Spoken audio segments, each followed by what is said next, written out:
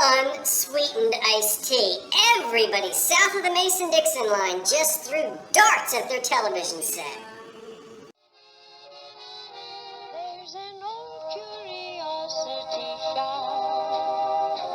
Every once in a while I go by there for the fond recollections that lie there in that old curiosity shop.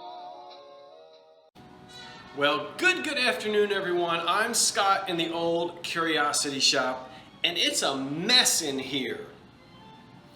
Now, you may say, what's that ladder doing behind you? Why are half the pictures off the wall? And what's an umbrella doing hanging from the bird cage stand? Well, I don't have a bird. We are having a total roof replacement done here in my building. For those of you who've been watching for a while, you know that. Not the roof being patched, the old roof being taken off and a brand new roof being put on. That's a big deal. And the massive, I don't know how many tons it weighs, the old base to the concrete base that held the wooden cistern that was put up 110 years ago, they're chiseling away at that. Most of the time I can't do any videotaping because I'm on the 8th floor, which is the top floor, and my ceiling is the roof. And it's just one of those things. So the roof is being replaced, and I am doing some repainting of some walls where sometimes when it rains, it's like a scene from the Poseidon Adventure in here, and I'm touching up some spots where the roof has already been replaced and there will be no more leaks. So that's what I'm up to on this very, very humid day in Philadelphia, but tomorrow back in the low 70s with almost no humidity. I'm sipping iced tea out of my 1938 Anchor Hocking glass, which is sweating here. This is in the Manhattan pattern. I'm sort of starting to collect this. And it is unsweetened iced tea. Sorry to my southern friends. I know that's an abomination south of the Mason-Dixon line, but my father always drank unsweetened, and so did my grandmother, and I usually do drink unsweetened iced tea. What about you?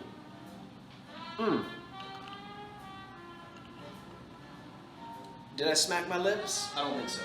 Let's not put that there, because I'll get excited about what I'm going to show you and I'll knock it over. So let's put it somewhere else.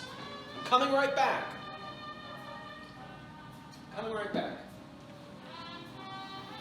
Okay. Helen, are you watching? Now, Helen is in the UK, and I know I have other friends, subscriber friends in the UK as well. But I've been telling Helen all about these rare, early English plates. And she's been bugging me, when am I going to show them? I'm going to show them right now, and it's the first thing I'm going to show you. But I have to do a dramatic build-up. So I go to this thrift shop in West Philadelphia, 52nd and above the 50s streets. So it doesn't matter. It's, you know, it's in West Philadelphia. And I usually don't expect to find anything fantastic in that thrift shop, and that's not because it's in West Philadelphia, it's just because it's just kind of like one of those thrift shops, you know, baby clothes, Tupperware, surplus medical supplies, that kind of thing. I walk in there, and I look down at the bottom shelf where all the sort of like dumpy plates are, and here is a set of 12 extremely rare 100-year-old English, very early Art Deco plates, really sort of transitional.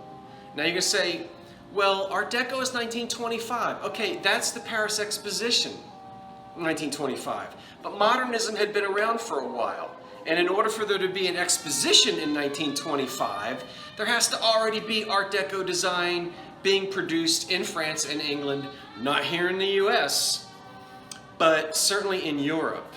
So, Helen and all my friends in England, here are these plates. Ha! Now, they're designed by Charlotte Reed. Let's just take a look at these plates.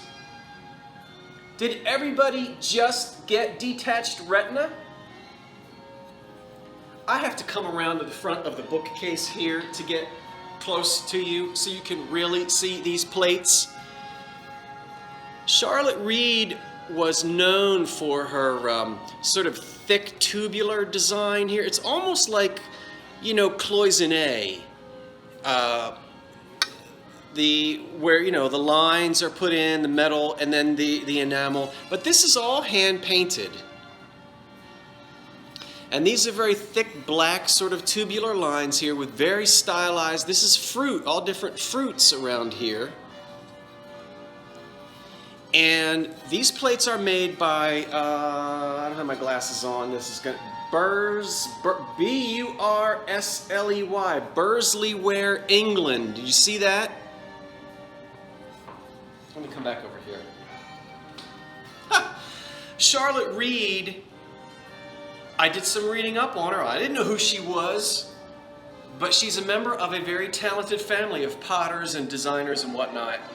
And she worked for, you know, she designed pottery for several different companies.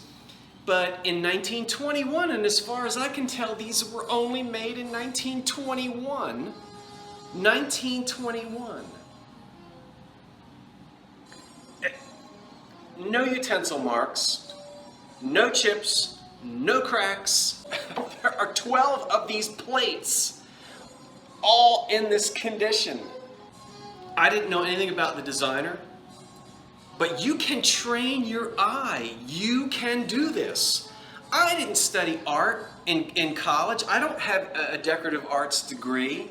I read books, but you can train your eye and you can find stuff like this. So I didn't know who made them, didn't know anything about it, but that design was screaming English design, early 1920s. Honestly, I thought it was around 1930. I didn't know it was early as 1921.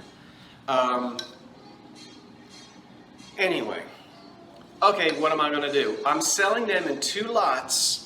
One lot of 6 and another lot of 6. All the plates are in the same excellent condition. They're going to be double boxed in a 12 by 12 by 10 box. They're going to weigh between 6 and 7 pounds. It is expensive to ship to England, to overseas. It's expensive to ship anywhere. But these plates are museum piece plates. They're very rare, and you know, anybody into early, really, I don't know, almost arts and crafts, but that, you know, very early bright colors, which we see in the Deco era, very stylized, very different from, think about all of the transferware, English china that's being made in those days, earthenware, you know, dishes, idyllic scenes of you know, not colonial people, that would be American, but you know, people having picnics by the lake with trees and bushes and all that stuff, and little farm scenes, bucolic scenes. Nothing like this. This is very progressive, 1921. Very important plates. Let me move them. Was that worth waiting for, Helen? And everybody else? You know, whether you're in the UK or not? I could not believe when I found those plates. I'll have to have some iced tea.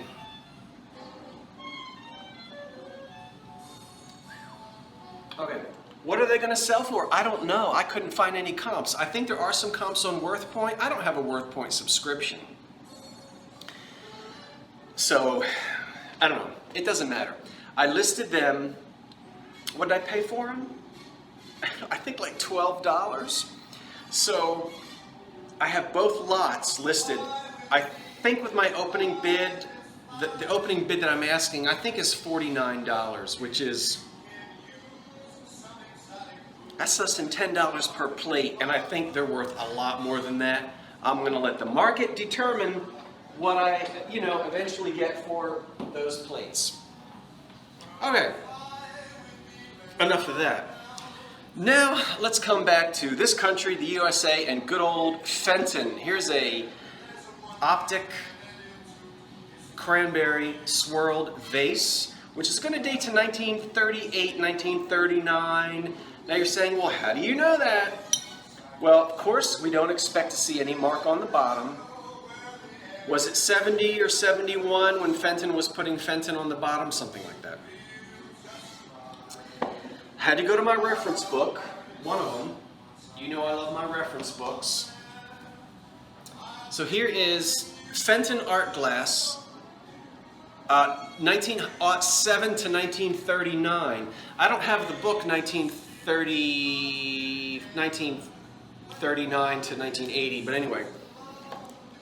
Here's a reprint of a 1938 catalog. Let me come around here again. It's story time! All right. So here's the cranberry. This is 1938. And here's the cranberry. Here's all the different optic swirl cranberry glass. I know I didn't let you look at that for very long. Let's see, what does it say? Let me put my cheaters on. And it says, wait a minute. Hold on. Because some folks might not think this dates to, 1938. And here's what it says. Although Fenton had been producing opalescent glassware intermittently since the early 1900s, a significant change in production occurred in the late 1930s. Fenton began to aggressively produce and market patterns of opalescent glassware beginning in 1938 with the appearance of significant amounts of spiral optic. And then it lists all these different colors, including cranberry. Okay, this was followed by the opalescent hobnail in 1939, and it was really, Fenton was having a lot of problems. They almost went in the Depression. And the hobnail glass in 1940 really pulled Fenton out of almost bankruptcy. All that opalescent hobnail. So, 1938, 1939, there it is. That's what the book says. I love my books. Now, this I bought at a flea market for $10. Are you ready? So I'm over in Jersey, in a town, in the county where I was born and raised.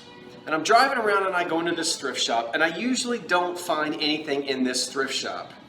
It's the thrift shop that anything that says Fire King or Pyrex or looks like depression glass, they put locked up in a display case in the front with an exorbitant price. So you're never going to find a piece of that on the shelf. So you got to outsmart them.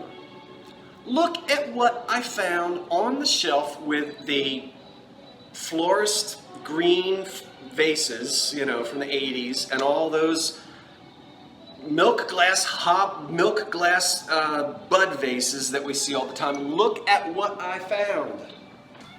I have to come around here again. You guys are going to flip. Did you flip? 1916 Brush McCoy. No chips or cracks. None.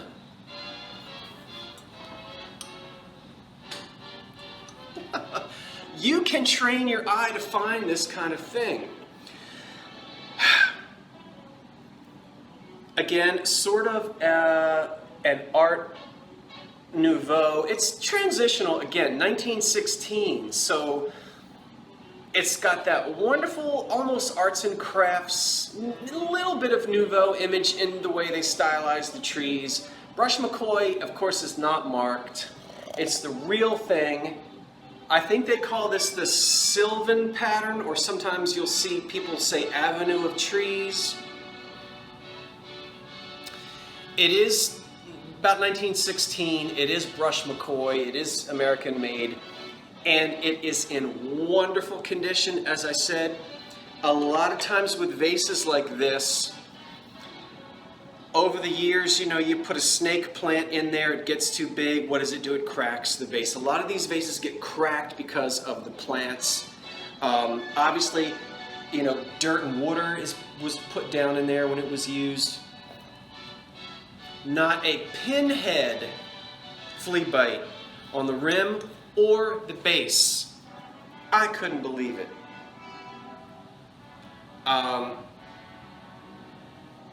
Anyway, this is currently for sale in the old curiosity shop. Now, some of you say, how can you part with it?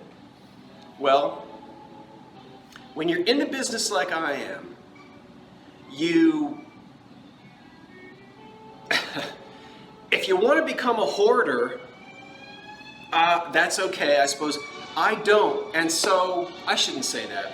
What I should say is, I'm very selective about what I keep. Now, this is quality. I'm probably never going to find another one out in the wild anywhere. But I'm not into accumulating a bunch of stuff for myself. You know I only collect the really good Art Deco. That I'll keep. This isn't really Art Deco. I love it and I appreciate it, but it's not something I would actually keep for my own collection. And that's the reason why I'm going to go ahead and sell that. This is in a draped, I don't think you can see it, but it's a draped optic pattern, which isn't showing up in this light. It's a depression glass vase in pink.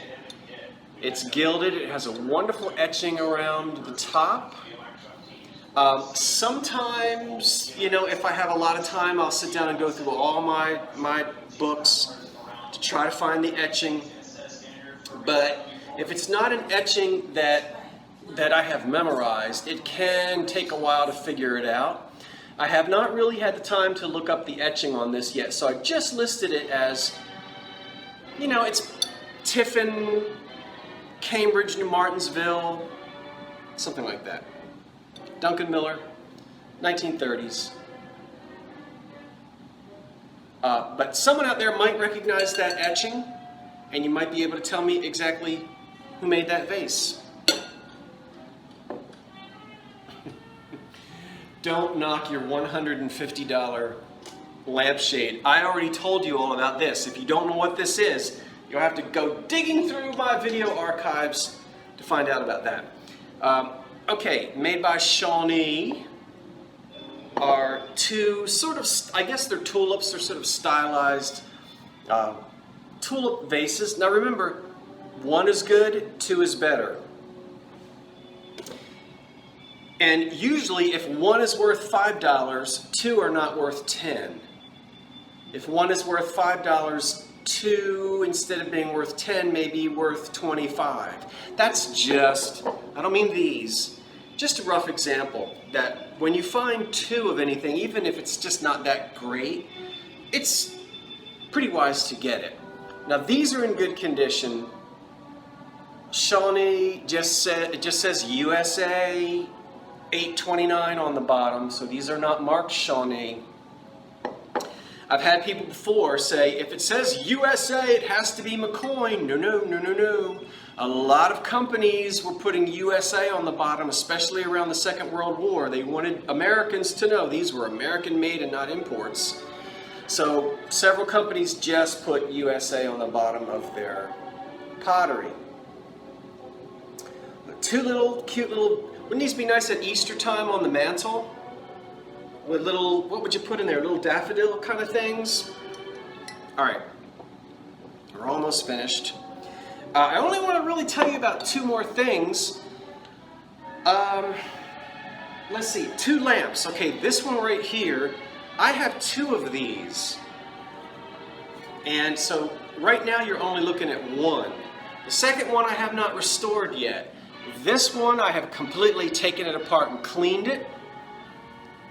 Let me come around here so you can see. It's beautiful, heavy glass. It feels like crystal because it's so heavy, but it may not be. There's a brass plate. Now I disassembled everything. Disassembled everything. Cleaned it all.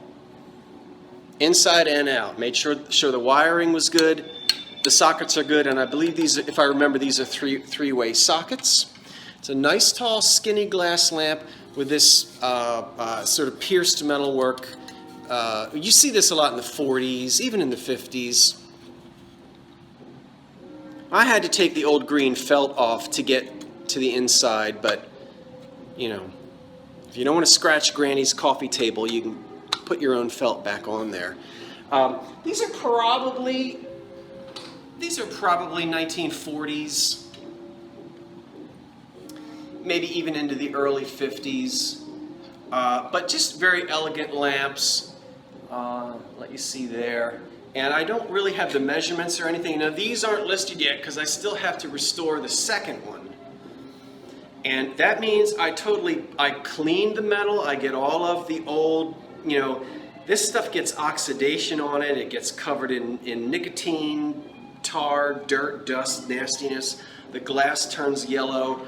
I just take the whole thing apart, as I just said, clean it, make sure the wiring is good, the sockets are good. And I do have two of these, as I said.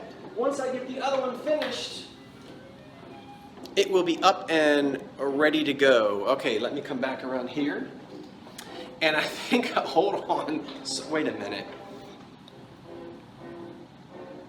Okay,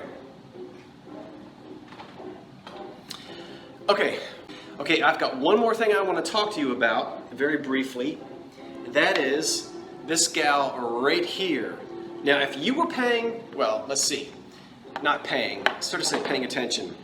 If you were watching about a year ago, it might have been last summer, I bought her at a flea market, and I think I did a two-part video on how I was restoring the lamp. It needed a lot of work.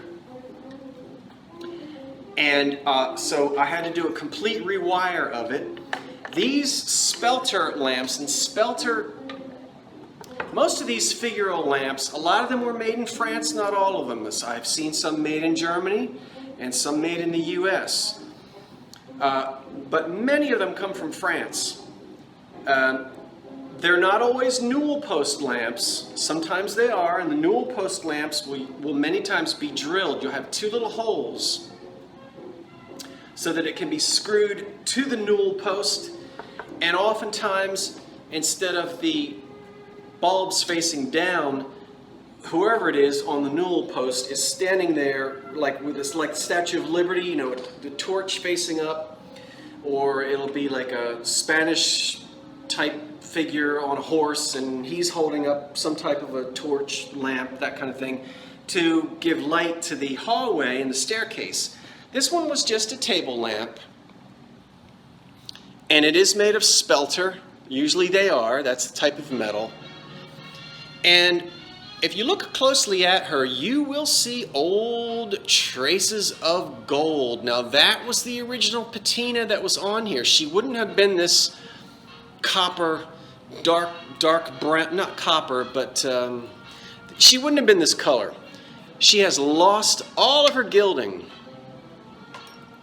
I've got to solder this back in place too. I haven't done that yet. And when I got her, she was filthy. So I completely cleaned her up, rewired her, and since all of the gold was completely gone, I was happy to leave her just like she is. What you don't want to do is take a can of gold spray paint and spray it down. It will look hideous. But what I've decided to do is to use my favorite little product here, and I told you about this when I was restoring a desk lamp. This is called Rub and Buff. Now there are other products out there, but this is a metallic wax, and believe it or not, that little tiny tube, which costs about $9.99 where I live, I will only use 1/3 1/3 of this tube. And I shall be able to totally reapply a lovely gold patina to this. It will be tedious, it will take a long time, because I'm going to be rubbing it on, hand rubbing it on. You can't spray paint this. And she's going to be wonderful. So I'm going to be using this product to reapply a gold patina on here, and she's going to look fabulous. Now, I'm going to start working on it. I will try to film some of it so you can see how the project is going. But that's what I've decided to do with her. Well, okay everyone, I think that's it. I'm going to finish this iced tea and sit down in front of the oscillating fan. And I don't know what I'll do, probably take a nap. I'm Scott from the Old Curiosity Shop saying thanks for watching. I'll see you next time. So long for now. It's unsweetened. Try it. It's not that bad.